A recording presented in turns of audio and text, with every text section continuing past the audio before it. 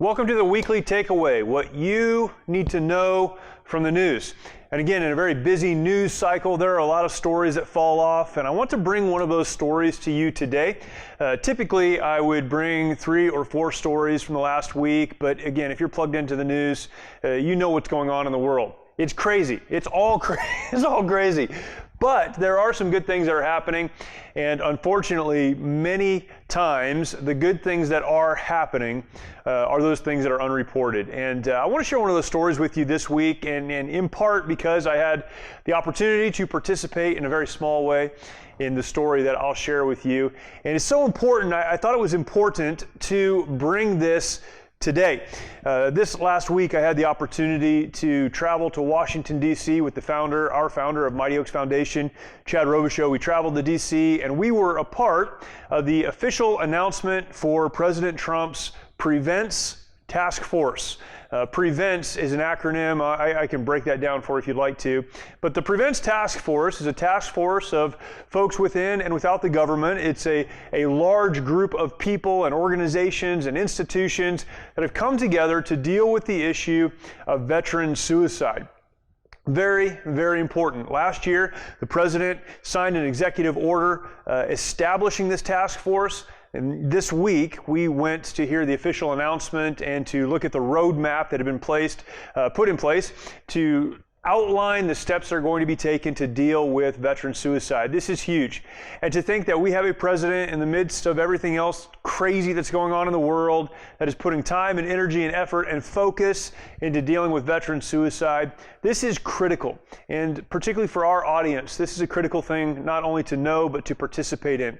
You know the statistics. We're told that more than 20 veterans every single day take their lives. More than 20 veterans a day take their lives. Those numbers are probably higher. Anecdotally, we believe they're much higher.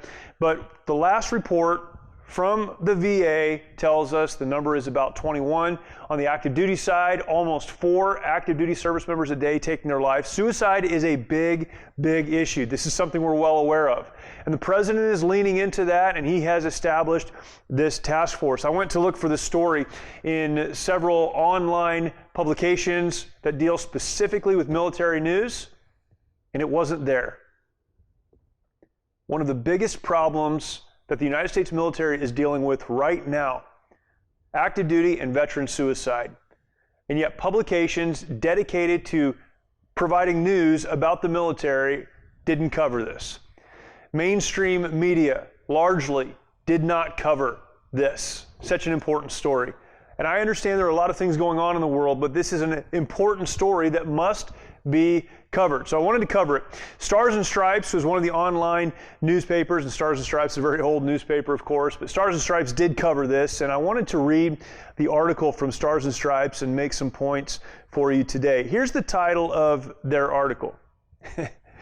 Trump unveils bold is in quotes, plan to prevent veteran suicide, but critics say it's not enough. Critics say it's not enough. Again, before we get started into this article, I want to make very clear, this is not a defense of the president as the president, but as a president who is doing what needs to be done to deal with another pandemic, the pandemic of veteran suicide, and is getting not only no credit for it, but the things that are coming at him they're not positive. They're very negative for many people. Here's the article.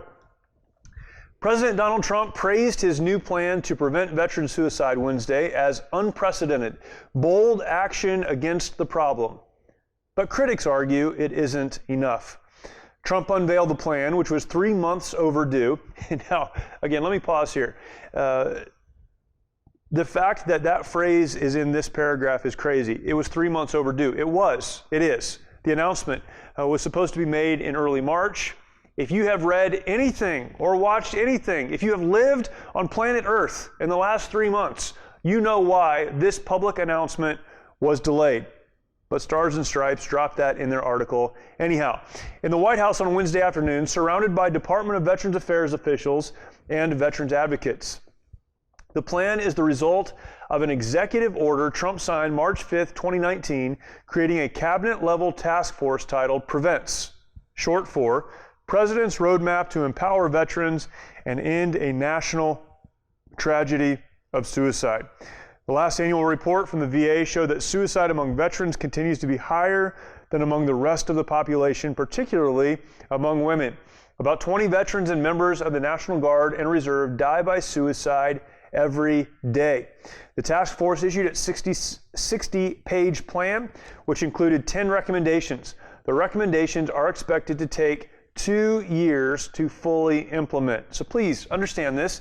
It is a set of recommendations that are so broad that they will take 2 years to implement. The first action will be a national public service announcement, which Trump described as a historic campaign to help end the stigma surrounding mental health. Second Lady Karen Pence, mother of a Marine Corps pilot, will be the campaign's lead ambassador. The plan also focuses on improved research into veteran suicide, increased suicide prevention training, and new partnerships between government agencies and outside organizations. It includes legislative proposals that establish a federal grant program to fund state and local groups that help veterans. We're gathered to address an especially urgent struggle, Trump said. Today, we're unveiling our roadmap to empower veterans and end the national tragedy of suicide. Republican lawmakers praised Trump's plan, and then it goes on to name some of these Republican lawmakers. Now, I want to stop here. We're going to get into the criticism part here in just a second. But think about what's happening. We consider the numbers associated with the coronavirus. The entire planet stopped to deal with what is called a pandemic. And certainly, as we've discussed before, there have been health issues and economic issues and other issues related to the coronavirus pandemic. But the chances of surviving the coronavirus pandemic are very, very, very, very high. And yet the entire world stopped to deal with this one issue. We're now dealing with racial issues and all of the conversations that are happening in our country right now. And we're dealing with policing and what the future of policing looks like and how cities will deal with many of these tensions and many of these issues. And everything has stopped to deal with these things, as rightfully they should. These conversations need to happen. The coronavirus issue was something that must be addressed. But with more than 20 veterans taking their life every day, nearly 4 active duty service members taking their life every day, every hour of every day of the year, someone who has served or is serving is losing their life. And when the president proposes a broad sweeping plan to deal with this pandemic, the world barely takes notice. Here's one takeaway, and I'll continue to read, but here's one takeaway. Often the most important stories, I know most is hard, there are a lot of important stories, but often the most important stories are not the ones that anyone carries. And because they don't carry these stories, they don't cover the things that are happening, we don't know about them. I urge the same thing every week. Get beneath the headlines, figure out what's actually going on, and decide, determine, understand how those things will apply to your life. This is one of those stories. Extremely important. Praised by Republican lawmakers, but like so many other things right now, the decision to praise or to criticize is falling along party lines. We must do more to challenge the culture and conversation, that's an easy word to say, conversation, surrounding suicide in the public and private sectors, and most importantly in neighborhoods across the country where the real healing work must start and end. This is one of the positive statements. Democrats, though, criticized the plan for not being bold enough. Let me remind you that the last administration, a Democratic administration, was in place for 8 years. A plan was not put forward during those times. In fact, the suicide rate among veterans increased during those 8 years, and yet Democrats are criticizing this plan as not being enough. Senator Jon Tester, a Democrat from Montana, said the ranking member on the Senate Veterans Affairs Committee said the plan was a necessary step forward, but far more, including policy changes, needs to be done to make a real difference. I agree with that statement. More needs to be done.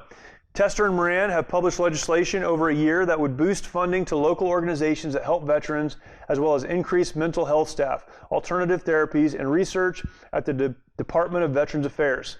The bill, the Commander John Scott Hannon Veterans Mental Health Care Improvement Act, also builds into the law an initiative that Trump announced in 2018. Automatically enroll every service member into VA mental health care for 1 year when they transition from active duty. So this is Senator Tester saying this is a great step, more needs to be done. Again, that's under the heading of Democrats don't like this plan. He didn't say he didn't like it. He just said more needed to be done. But Representative Mark Takano from California, chairman of the House Committee on Veterans Affairs, was even more critical of the Prevents plan, describing it Wednesday as meek and tepid. He claimed it was developed with little input from veterans service organizations and lawmakers who worked on veterans policy. This Prevents plan had more than 150 individuals and organizations speak into it and was developed over more than a year. And yet he said it's tepid, it's meek. They weren't even trying. Tepid calls for more research, interagency coordination, and meek public education campaigns won't do enough to end this crisis, Takano said in a statement. We have much more substantial work to do to prevent veteran suicide and ultimately help save veterans' lives. And absent from his criticism is a plan of his own.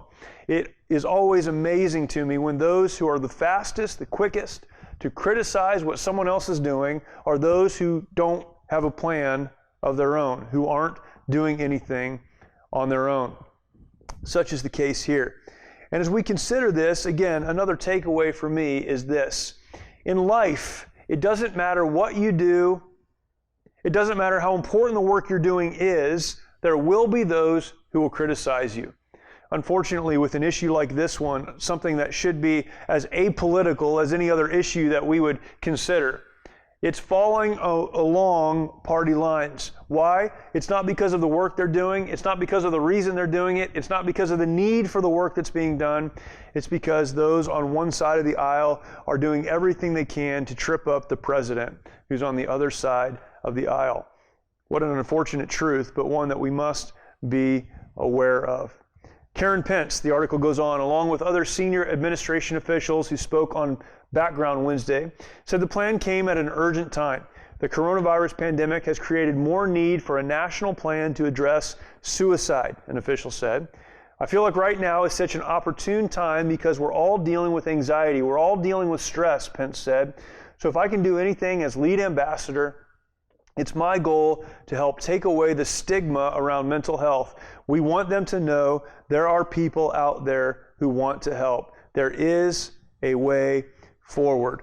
And I would encourage you, this is one story among many. It's one that I felt like I had a brief connection to, sitting in the East Room of the White House, listening to the president announce this, hearing Karen Pence talk, and the VA Secretary Wilkie talk about the importance of this, to see the folks who were gathered, the amount of energy and time and effort that's been put into producing this.